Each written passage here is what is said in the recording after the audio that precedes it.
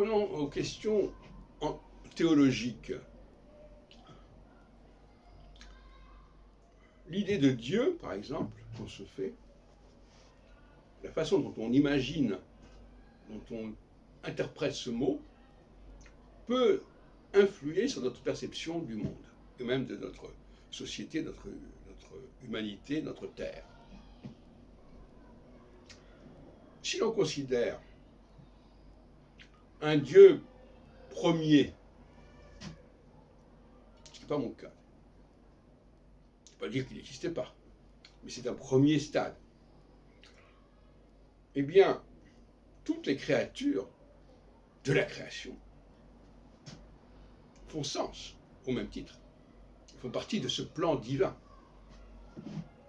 En revanche, c'est quand même l'approche judéo-chrétienne, biblique. Si on considère qu'il y a un Dieu, ce qu'on pourrait appeler aussi un démiurge éventuellement, qui a introduit une nouvelle ère en quelque sorte, ERE, qui a retravaillé, réaménagé le système solaire, réaménagé, réagencé notre humanité. À ce moment-là, ça devient tout à fait autre chose. À ce moment-là, on ne peut pas mettre sur le même pied les créatures de la première ère et les créatures de la deuxième ère. Et c'est cette confusion qui obéit, qui aboutit finalement à des discours, comme j'ai entendu ce matin sur France Culture, à propos des animaux, avec Xavier Mauduit,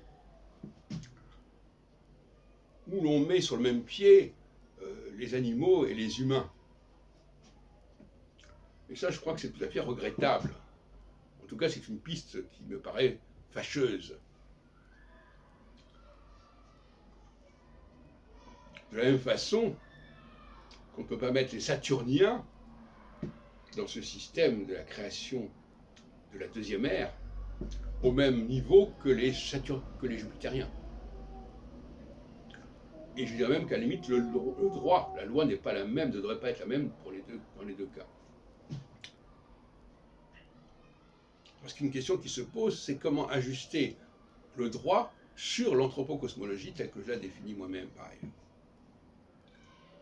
Le droit dépend de notre perception du monde, notre perception de la société, dépend de notre théologie.